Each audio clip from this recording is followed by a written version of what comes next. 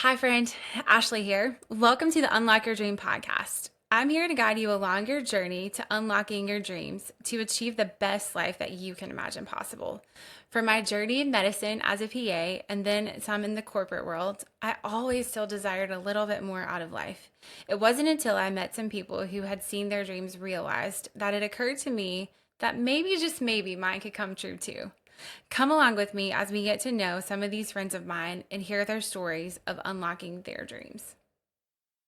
Dream podcast. This week, we get to be with Miss Kate Edwards. He is the Wellspring founder and the lead coach of Wellspring by Kate, and a self-proclaimed recovering pleaser and oatmeal aficionado, which I admit I must love so much about her.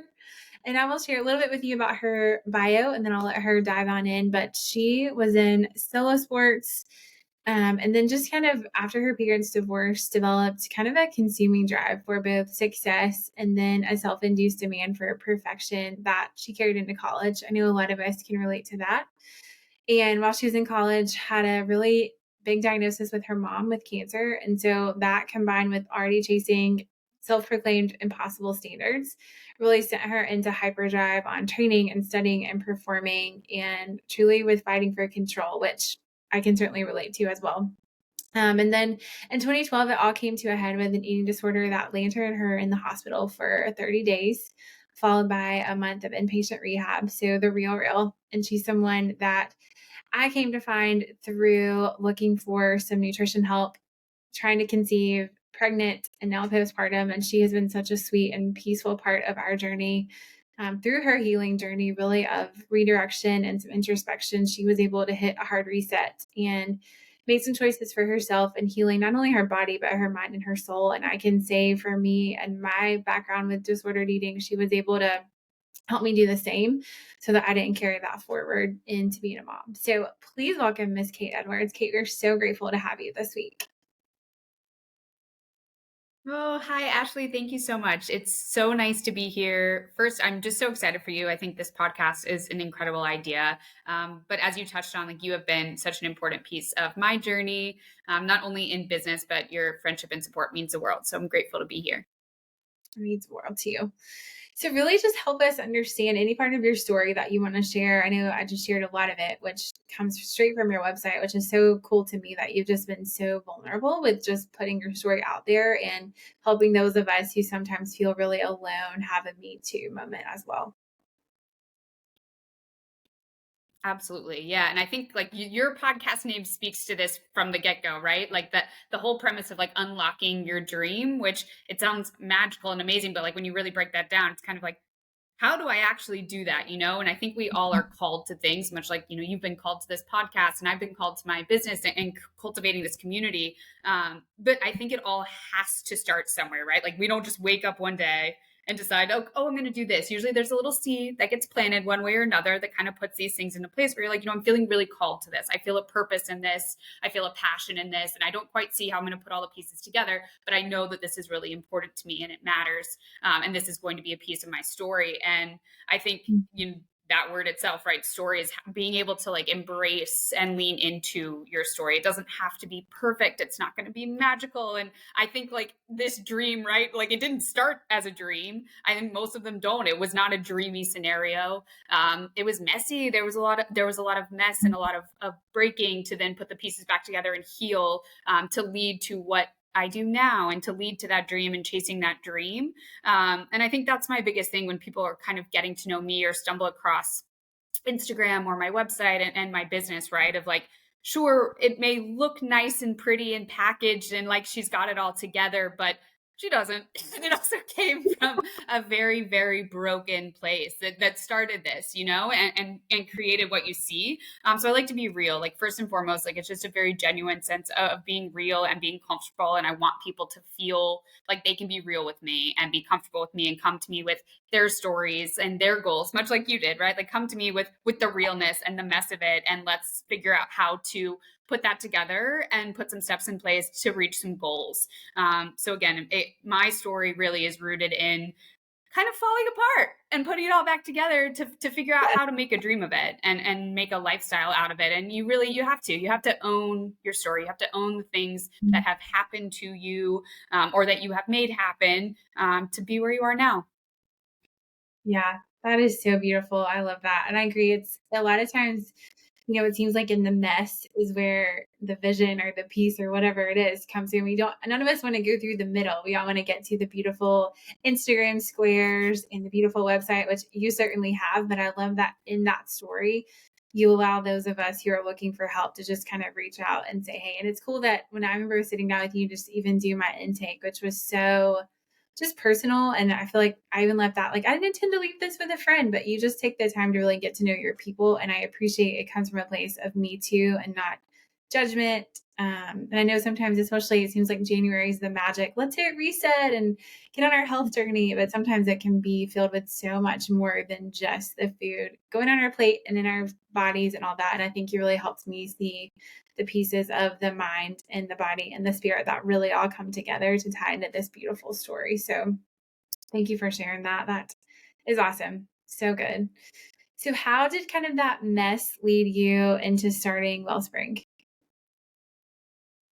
Sure. So I think I knew, kind of my background, which you touched on a little bit, was always in sports. Like I was very competitive. I was a figure skater. I did running. I ran half marathons. Like I was always very competitive, and it was in the sense of athletics and health and wellness. So I knew that there was a calling there for me. But Mhm. the way that I had known it my whole life, was in that competitive aspect. It was putting pressure on myself. It was feeling the need to perform or compensate for something, or use that exercise and fitness component as a means of almost like a punishment, right? Or a way to control things Yeah. or try to make myself feel better and run away from the actual problems. So I knew that there was a calling there. It just took me a while to kind of figure out, how do I use what I love and something I am passionate about in a constructive way? So, kind of Mhm. navigating my own disordered relationship with food and exercise, though that took many, many years and still takes work. I was able to kind of put the pieces together again of like, okay, if this means a lot to me, and I have gone through a very, very challenging, somewhat traumatic relationship with both of those things, I still want to make a Mhm. living out of it, but I want to do it in a way that not only helps me, but helps other people. And that took, gosh, so many trips out into the community, just like shaking people's hands and getting coffee and literally going to any like conference, event, expo thing that I could go to, like sitting like this, interviewing people, just chatting and be like, how did you do this? What are you doing? What's your story? How did you get to where you are today? If I want to go out on my own, if I want to help people, what does that look like? How do I do it? And then kind of started navigating that road of coaching, which is kind of, Mhm. it's still a pretty new thing. And I think like there's just a lot of confusion out there, right? Because you go online and there's a million coaches for a million different things, and it gets really overwhelming. And you do have to be pretty careful with, where credentials are from. But I was like, okay, coaching, cool. I do need to go back to school, but I don't have to go back to school for like 10 years. This could be great. And I did a lot of work just looking into programs and what style of coaching I would want to do, if I wanted that to be specific in, nutrition, health, and what that little bubble and niche would look like. And once I got my feet under me a little bit, I went back to school. It was during the pandemic. So right in the middle of 2020, I was still working full time at a fitness studio, but went back to school, started getting certifications, talking to people, trying to get some clients and just practice, like literally practice anything. And I still had no idea. I was like, great, cool. I'm going to have these certifications. I have no idea what I'm going to do with them or if I could even make a business out of this. And Yeah. one thing led to another, and I ended up quitting my job at the fitness studio months before I had planned to actually quit my job. And I was literally left with like, okay, I have these certifications. I said I was going to do this. Might as well just try to do it. Like I have a Yeah. resume. I went to college. I have a degree. Like there are things that I could always fall back on, but I said I was going to do this. I've left my job. So we need to do something. And I just threw myself Mhm. at it. I mean, 100%. And I think like, it all comes back to that, to truly unlock your dream. If you are called and you chase it and you want to do it, you have to throw yourself at it 100%. And be scared and, have freakouts and meltdowns, but like throw yourself at it. And I did. I just let myself lean in, and was very fortunate to network and meet some people who kind of guided me, referred clients, or had some business projects going on that they were able to send clients my way through coaching channels that they were using, and things like that. So I was just like literally day by day, sometimes from the floor of my apartment crying, putting the pieces together, working with clients and learning how to market and how to set this little thing up, and somehow survived that first year. And I was just telling, actually, I think I was talking to my mom. I was telling her that like first year story not that long ago, and it's still it blows my mind. There were days, get the bills all settled, everything paid, and I'm like, great. Well, I have $6 left, like that's just the reality of chasing a dream. It's like I've paid for everything, it's all done, but there's $6 left until we get paid again. And just literally letting myself wing it. And as someone, as you read in the bio, who's so perfectionistic and loves to like control things and have them in tidy, perfect little boxes and be like, done, A plus, A plus, A plus, to let myself just lean into that and trust that it was going to be okay, because this was my purpose and what I was called to do and my dream, and be like, all right, well, we're just going to do it. I grew in so many, I can't even, like, as hard as that year was to navigate, the growth that came and the better understanding I have of like myself and my business is just unmatched. And it was a big undertaking, but I don't regret it. And it did it. I navigated that first year, and here we are with a website and plans and programs and clients.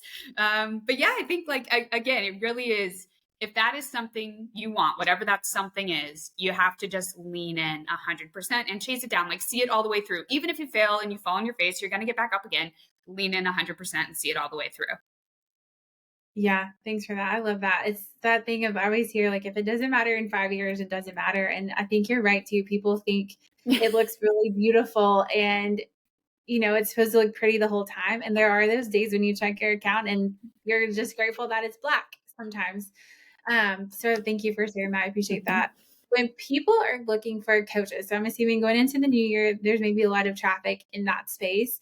And I know you mentioned you have some extra education and you kind of made a choice. What or should people be looking for with the letters? I know that you have behind your name, but what maybe are some specific things that's like, make sure people do this if you're looking for the specific coach?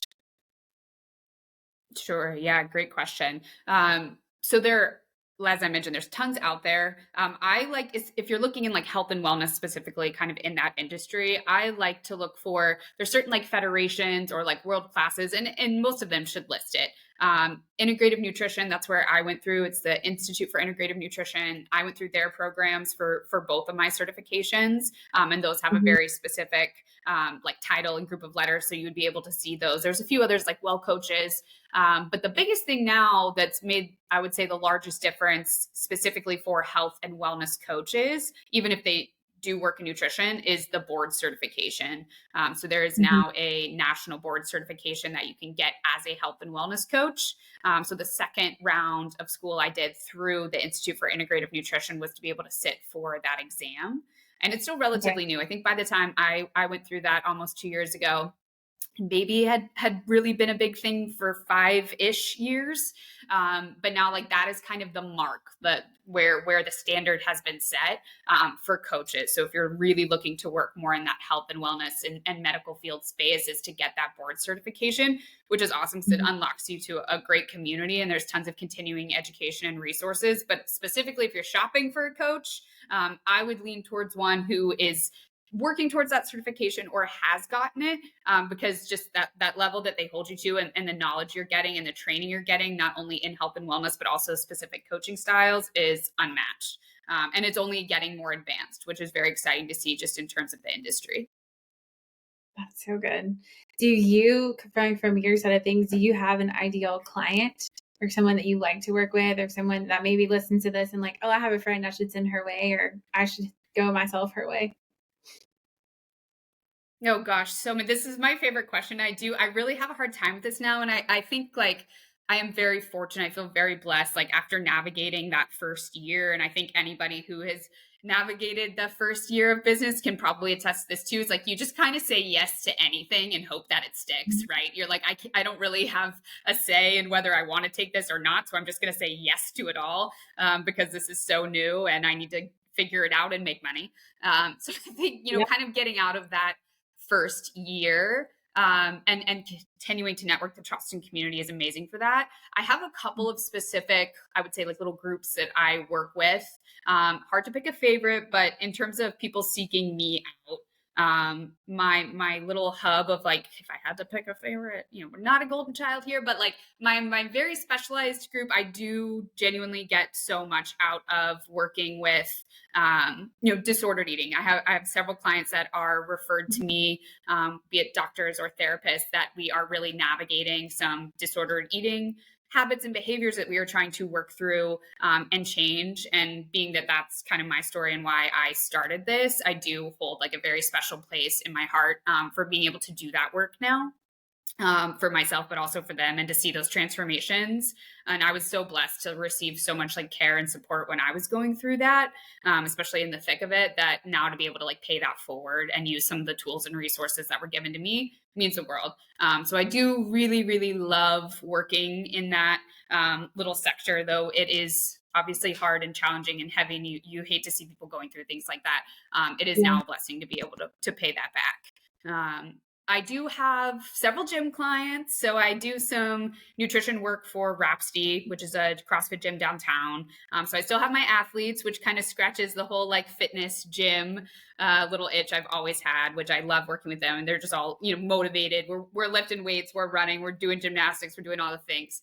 So that shakes up my life. It keeps it interesting. And then I would say my whole other group, it really is like they're, like you, right? Like people that have found me through one reason or another, some doctor's offices, some referrals from gyms on Instagram. And those are like, they keep my life so interesting because I never know. Like I get all kinds of referrals for the coolest reasons, really. People that are going through pregnancies, some health things going on that they're navigating, just looking to better their relationship with food and understand how to go to the grocery store. And we're making recipes, we're doing meal prep.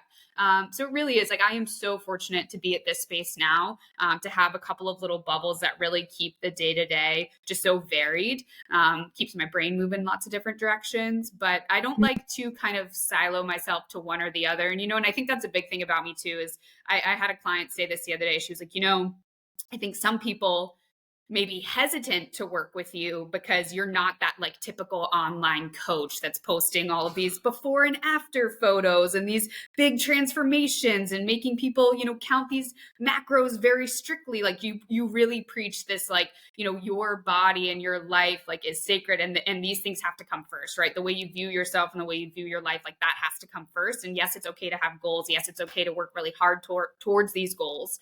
But we need to understand, like, where are those things coming from? Is it coming from a healthy place? And can I respect and love my body along the way to make sure that these things I am working on are sustainable, right? And are going to last my whole life, rather than some 30, 60 day like crash course that leaves us maybe feeling worse than we started. So I think that is something to note too. Like, while I do work with so many different clients, I definitely don't market myself as one of those like big weight loss coaches, because that's just not what you're going to get.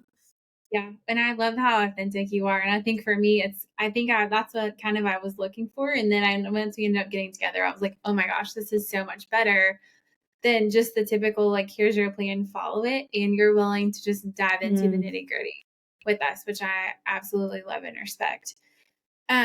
Where did the name Wellspring come from? I don't even know if I know the answer to this already. Yeah. That it was actually funny. Way back, I think I was still working at the fitness studio. It was just always something that I held on to. I don't even know where I stumbled across it, but when I was kind of playing around with like, okay, if I ever did make a business out of this thing, finally, what would I call it? What would I do? And for some reason, it just kept bouncing back my brain. I was like, Wellspring, because I think everybody that works in like wellness, fitness space, we're bouncing around all kinds of ideas with the word well or wellness. And I loved, really what it comes down to is like, when I kind of dug into the word and its origin and all those things, like it's a bountiful source, right? That is like its truest definition. And when I'm thinking about, okay, yes, we are working in the nutrition space and we're working in the health and the fitness space. But like when I really leaned into that word and I was like becoming a bountiful source, a plentiful source of something, like you become your own source. Like you have to be your own bountiful and plentiful source.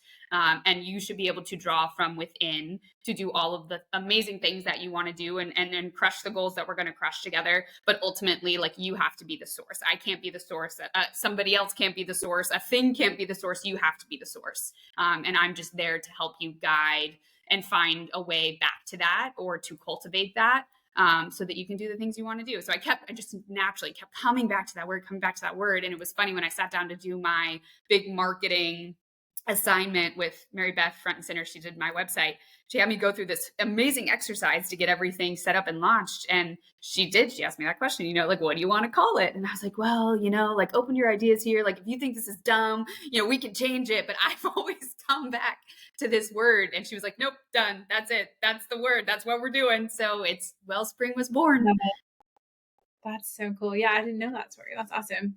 And I love what you were talking about earlier with just putting yourself out there, networking. I think people from the business perspective side of things, they see your beautiful website and your Instagram, and I feel like you are crushing it in every area, especially in the fitness realm right now. But what did that look like to continue to put yourself out there and network and maybe have some rejection come back to you where it wasn't all just rainbows and butterflies from day one? Yeah, totally. No, it was definitely not all rainbows and butterflies. I think, when I made the decision to leave my corporate job, so I had a normal, quote, normal corporate life, 9 to 5 for many years before I even got brave enough to like step outside of that box. And I left that job to work at a local fitness studio. They're still open. They're doing great. Love them very much. I wouldn't have gotten here today without them. Left my corporate job to make potentially $9 to $15 an hour. They were like, oh yeah, maybe $9, maybe $15, or maybe one day we'll eventually match your salary. We have no benefits, nothing to offer you other than like, come help us run this thing and meet people. And I was like, great, cool. My parents loved that phone call. I'm like, hey guys, don't worry, it's gonna be fine, but I am quitting my job and we'll figure it out. No, they were great, but we quit and we left. And once I started there, it really was like, it was just knocking on doors, beating down every opportunity, working kind of this crazy startup world job and trying to figure out how I was going to put these pieces together. And like you said, right, some doors open, there were plenty of connections that worked and then a lot that didn't. And I ran into a lot of dead ends with ideas and trying to get the business going. And I think in that first year, like I mentioned already, like the first year it was amazing, but it was horrible. Like it truly was horrible. And I think that's so important for people to know, right? Because you go on Instagram and it's beautiful and glowing. There's all the brand colors and we're talking about all these pretty things and the website's beautiful. But like that first year was hard. And I spent a lot of it alone in my apartment, working my little butt off and picking up a million odd jobs to make ends meet and to not let the no's and the rejections or the clients that didn't want to work with me or the little projects and connections that said they may have something for me if those fell through, like to not let that bring me down, right? Because it was like, you know what? Everybody goes through this. Everybody at some point has to go through this. I would call my brother. This might have been around the day that I had $6 in my bank account and I'm crying on the floor about like, I'm so dumb. Why did I think I could do this? Who starts a business at like 30 years old and just quits all their jobs to do this? And I'm like crying on the floor and I call my brother and he was like, Kate, first of all, it's not even been a year. So like, calm down. It's going to be fine. Yeah. But also like anyone that you look up to that has like paved the path that you're on or that you look up to that is somewhere in your industry, they've been right where you are right now, crying on the floor, wondering if their dream is actually going to work and if they're going to make it. And he was like, so if you can just stick with it a little bit longer and push through this, and it's okay to cry and it's okay to worry, but if you can just keep pushing, it's going to happen. And it did. But I think like that's my biggest thing now and when people ask me about like unlocking the dream and chasing it all down, like it's going to get messy.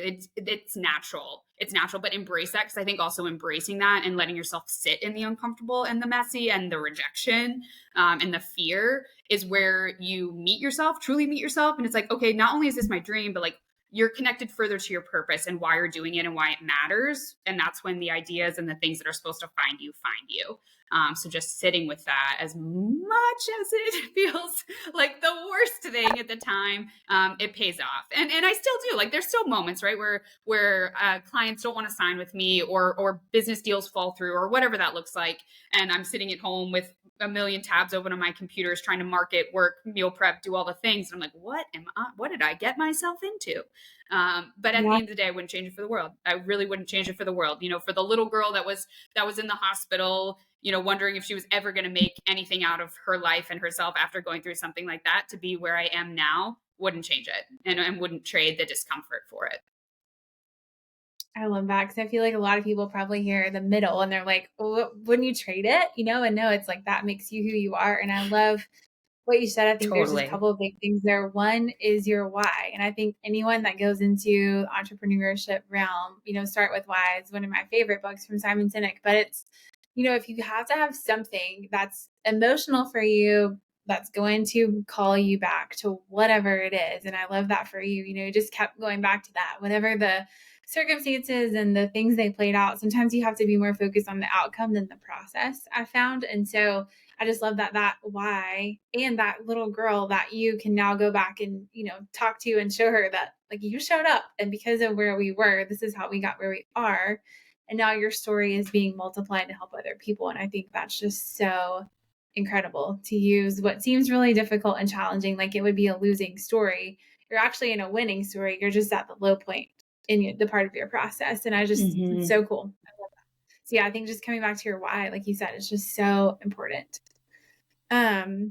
Any kind of tips and tricks that you'd have for people coming into the new year? So I feel like it's, again, a huge reset, something magical about January 1st, but it seems like one of those things too, that just because the clock strikes midnight, everything's not going to change instantly. And so even in these, first few weeks of January, maybe a way to start just a few habits at a time, whether it's, like Atomic Habits, again, a great book, just that habit stacking or things that are going to help them have success, whether it's business, nutrition, or otherwise going into 2024.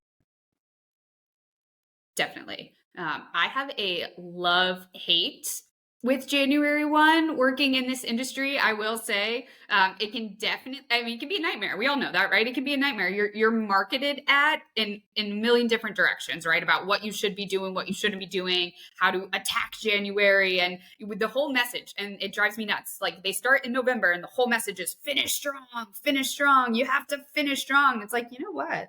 Actually, I don't have to. I just have to finish. I just gotta get myself across the line. The year is over. So they put this pressure on us, right? Of like, finish, work hard. Everything has to get done, and make sure you're not eating all the holiday foods, and you don't take too much time off, and keep up your fitness. And it's okay if you don't, because then January 1st comes over and we're all just gonna restart and make ourselves go crazy for 30 days, whether it's dry January or a fitness challenge or the resolutions that we're just gonna fail. They market at you, number one, like we're stupid, and number two, like we are automatically doomed to fail. So I think like working in the industry has kind of shifted my perspective kind of on the January 1st mindset a little bit, just in the sense of like really trying to change that message and change the way we communicate that, and giving more of that, like, you know what, there's a middle ground. There is a middle ground. We don't have to all or nothing ourselves. And that's a pretty common, I'm sure I've said it to you. I've said it to probably everyone that's ever worked with me. And like, it's not an all or nothing. We're not all or nothing ourselves, especially December into January. And I love a reset. Like I love a first of anything is my favorite time. So I'm all about creating like fresh space and fresh energy, but I don't think it has to be done in a toxic way that like by the end of January or we're in February and March that we're just like setting ourselves up to be upset, right? To hate ourselves or feel like we've let ourselves down, or let down, the media that's marketing like we need to be doing a million things. So I think January 1st, like my biggest advice is just that, like, you can't set yourself up for the all or nothing. It can't be like, okay, well, I didn't do anything for December, so I'm going to do these 10 things every single day in January. And I think by the end of January, I'll feel better, which we all know by mid-January, we've let go of at least 8 of those things. And we're maybe doing 1 to 2 of them. So I think that middle ground of, right, if there were things that I didn't love about 2023, how can I shake those up a little bit and change them going into 2024? But the things that were really working for me and the things that felt great, keep them. They don't need to go anywhere. And then you mentioned habit stacking. And I think that's a great practice, right? Of, okay, it doesn't have to be adding on 10 things, but if this was something I knew I wanted to tweak, why don't I take a stab at adjusting what time I get up in the morning, even by 30 minutes? Or I was going to go from exercising 3 days to 4. Great. Let's maybe say every other week we are going to hit that 4th day. Starting really small, like the babyest steps. And again, I preach that to my clients all the time. I think it's really, really small steps over time that don't put us into that all or nothing territory, to where we actually see the biggest results and the biggest change. But I think, again, not falling for that messaging where you have to have it all done by January 1 to then like hit the reset button and have a totally new plan for yourself. Like it's actually completely fine if December you is exactly like January you know, like it's going to be okay. You're not a failure. Pick a few small things to change, to start changing, and let them build throughout the year. And that's why like I keep my clients for 3 to 6 months, because I'm like, I'm not going to drop your body composition and watch all these things happen to you in 30 days. That's just not going to happen. We might accomplish 1 to 2 small things in 30 days, but I'm keeping you for 3 to 6 months because we're going to stack those things. And by the time we get to 6 months, amazing, you can graduate and you're going to keep growing for 6 months. Like it takes time. Things take time, and they add up. So I think small steps, don't all or nothing. You got to find a middle ground to make change. We keep talking about the middle. It's like that messy middle, right? It's like you just got to find your middle ground, marrying the two together a little bit. Yeah. I love that. And I know you had some big things happen in 2023 with like going on retreats and all the things. And you and I have even filtered around with maybe doing something retreat wise in Charleston in the 2024. We can hear from people too. Like, what do you guys want in 2024 retreat wise? We've been tossing around all kinds of things. What does that look like for you? I think to find a retreat in the midst of being a business owner and entrepreneur, when the message is, like you said, grind, go, all that. But I think, like you said, I mean, even talking to you before and after your physical retreat to Bali, which was incredible, you came back very different, which is good for your clients and for your business. Absolutely. Yes. I'm so glad you brought up the retreat thing. That's our word. That is our word. I'm so bad at getting a word for the year, but you gave me my word. I still wear my bracelet every day, but retreat, right? Like that's the word. Retreat. And I also like it because it's kind of like, it ties into Wellspring for me too, because it's like, you're a bountiful source. You have to become a source. And a strong way to become a source is by allowing yourself to retreat.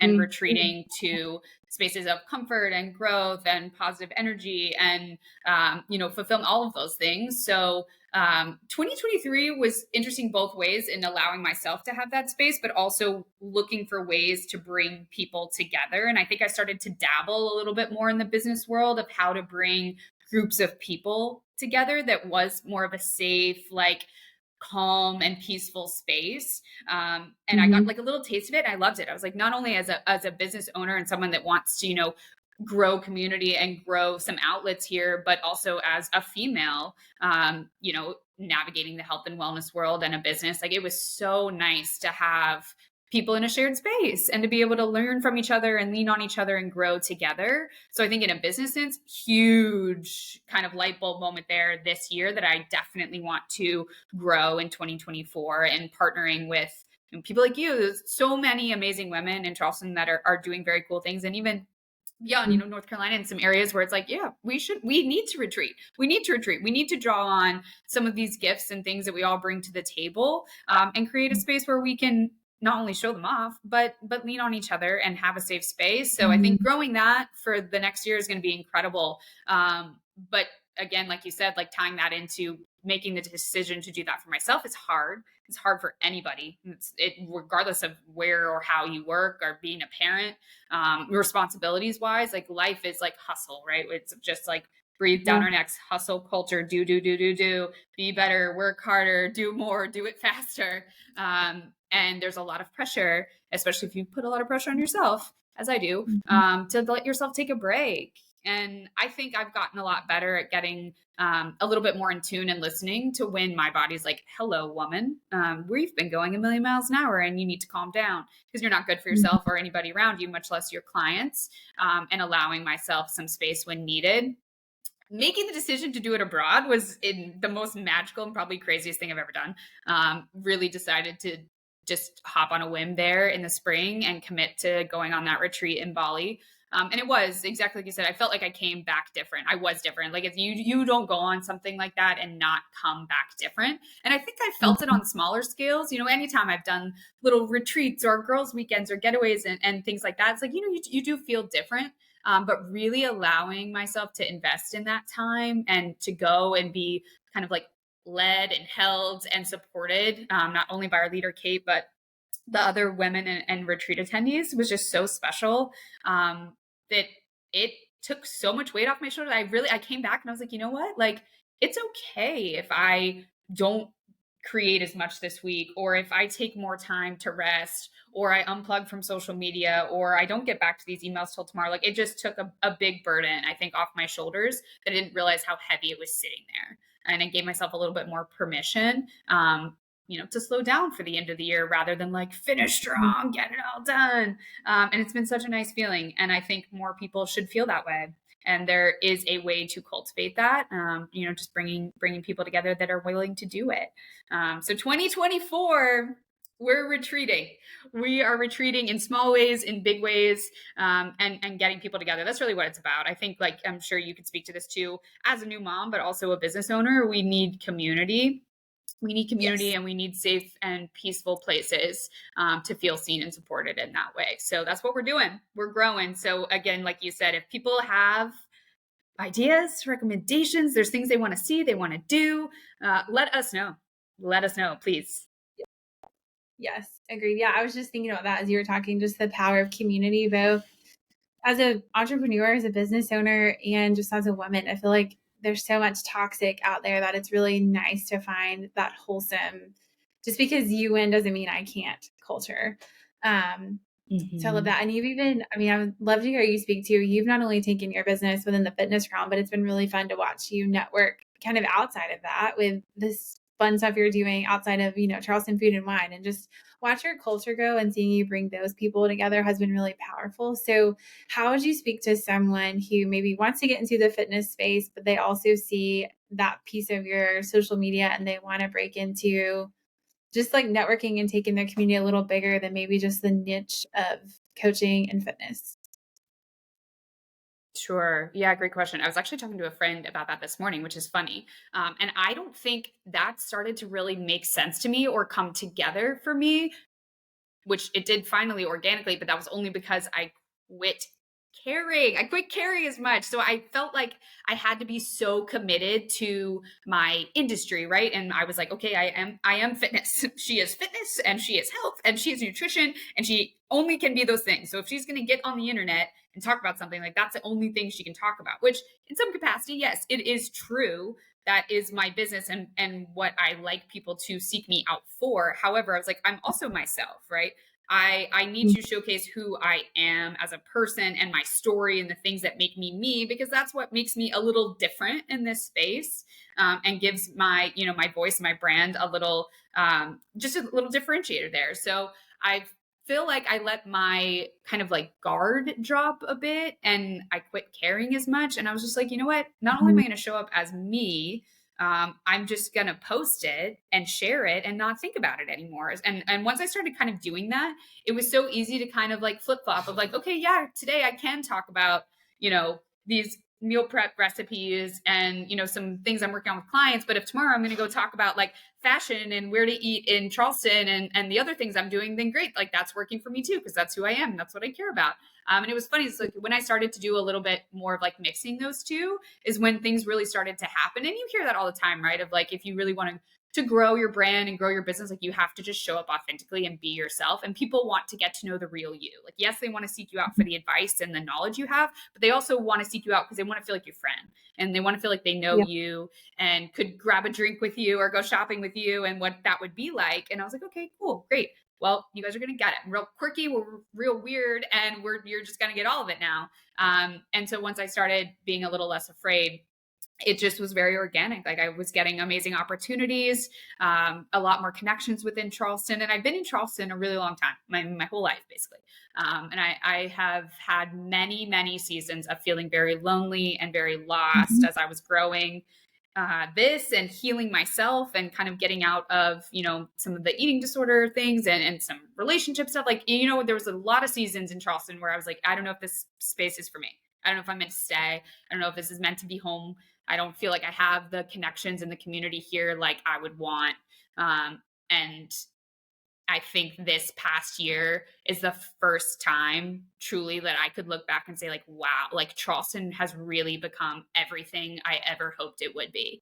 And it was, again, letting myself drop the guard, show up authentically, and just work really hard to be like, yeah, this is me. This is who I am. This is my voice. This is my space. And this is what I want to do here. And then people are like, okay, cool. Yeah, we like that. We like that. That works for us. So it's been really awesome. It's been so, so awesome. Again, like I'm so grateful. I feel like I have all these little bubbles of people and things that make up like my life and my business now. And it keeps my days very interesting. And I get to do a little bit of everything that I love. But my advice would be exactly that, right? Like be who you are, like lean into the why, lean into the purpose, lean into the story, and then just show up authentically in it. Because that's what people want these days is they just want like the real you. They want the real stuff. Again, to feel like they could be your friend. I'm like, you can be, please be my friend. Need a friend, would love the friends. So it's been nice. It's been really, really nice to be like, wow, I really have a community here that feels like home.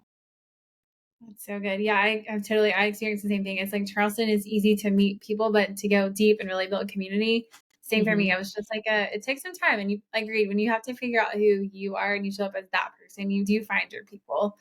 That's so good. Well, as we're kind of wrapping up and coming to the end of time, where can people find you? How can people connect with you in 2024? And anything you want to share about business or otherwise, please feel free. Yeah, you can find me anywhere and everywhere. It's just so true. There's probably nothing that I'm not doing. Currently, my website and Instagram are the easiest ways, like quickest connect. I respond to like all my Instagram messages. So if anybody contacts me there, be it for business or if they just have a question, want to chit chat, get to know each other, grab coffee, always open to that. My Instagram DMs are open. And then my website has all of my consultation forms. You can read all about my programs, the coaching programs, meal prep, if you are interested in speaking engagements, whatever. It's all there, wellspringbykate.com. And you can submit the forms. Those go straight to me.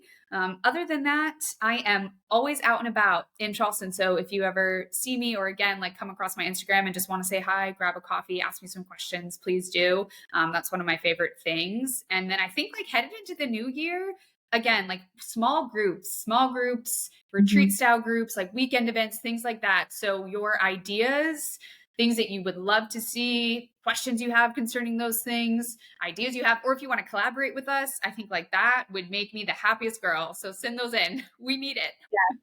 Yes, that sounds like a great year ahead. That's awesome. Yeah, and she's always rocking some fun Newly. So if you have questions about the Newly brand, Kate is your girl. I'm always inspired by all your Newly fashion. So good. Oh, this has been so much fun. Thank you for taking the time. Thank you guys for listening and for being a part of Unlock Your Dream podcast. I hope this story is as inspiring for you as it has been for me. And send this to your friends, send people your way. I know, nutrition and health is important no matter the month or when you happen to press play on this episode. So all the things for 2024. And again, Kate, thank you so much for your time. Thank you, Ashley. It's the best.